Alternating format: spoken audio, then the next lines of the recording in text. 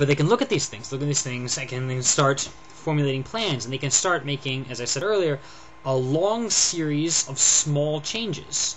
It's like every week they would probably find a good 10 more rules that just don't make sense. Just this little weird little bureaucratic glitches that used to exist for some reason, and actually now there's no reason for it anymore, and so we don't need this anymore. And so they send a little report off to Congress, like, please pass a law getting rid of these 10 rules. Or if it wasn't Congress's law, then it would, so the president, please tell your underlings to get rid of these, 10 crazy little rules we found in this week from 10 disparate organizations. Alright? And he goes, oh, well, that seems perfectly reasonable. Not a lot of inertia to overcome. It's a small change, so he passes that. And then we get rid of these tiny little rules. And everything gets just a little more efficient. Just a little more. And then, like, next week they do it again. And it gets a little more efficient. And then, and then slowly things start to work the way they're supposed to go. Slowly, I hope we start to develop more of an ad hoc thing. Because I think one of the big problems of bureaucracy is trying to organize everything into a hierarchy.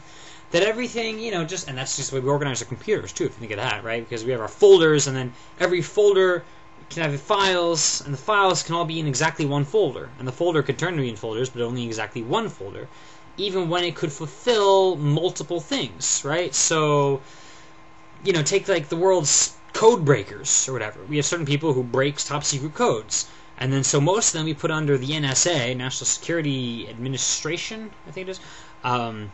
Let's put it under the NSA, but then, like, the CIA once in a while needs to break codes. Some of the code breakers are there, and like, well, maybe the FBI needs some of them, or well, maybe the Army Intelligence Service, maybe the Navy Intelligence, maybe the Air Force Intelligence Service, maybe the...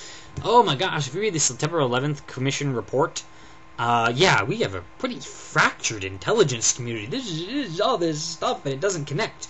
But it'd be nice if you could organize things and say, okay, code breaker, you're a code breaker, and, you'll report to whomever needs you on a given day, kind of thing. You know what I mean? Ad hoc, using things as necessary, using things as efficiently as you can, and then everybody becomes part of everything. Take your average soldier, right? Well, he's got a lot of potential in being a soldier, but he's also a small extension of the intelligence community, because if he sees something of interest, he might report that. And that should flow through channels to whomever deals with our intelligence. The intelligence, of course, has to link up to the guys who are actually telling people to do various things. And we gotta make sure communication works fast enough. And we gotta... Looking at the big picture, have some generalists. And again, these guys, this is very lightweight. This is low budget, right? Just take this one little budget, and then just stick it in the budget somewhere where, like, it can't get deleted.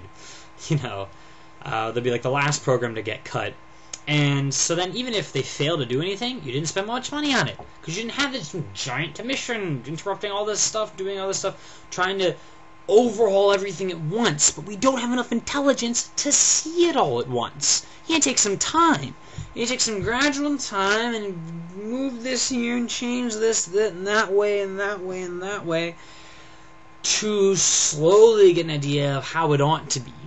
But to do that, you need someone who's independent.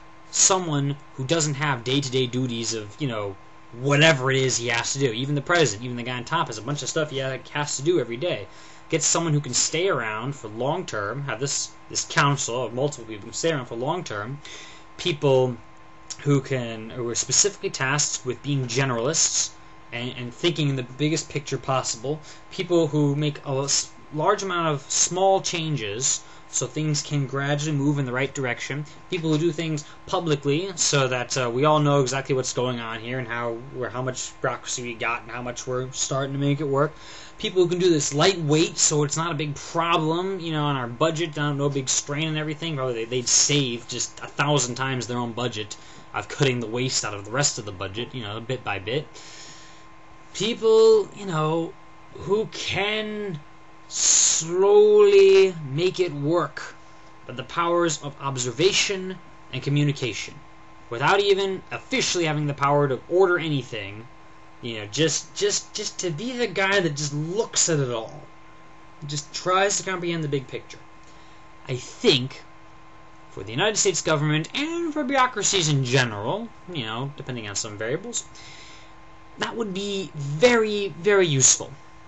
And so, if a certain president ever sees this, which is rather unlikely, but I hope so. And to everybody else who may see this, because I know I at least have a few, because, hey, it's the internet. Thanks for watching. See you later.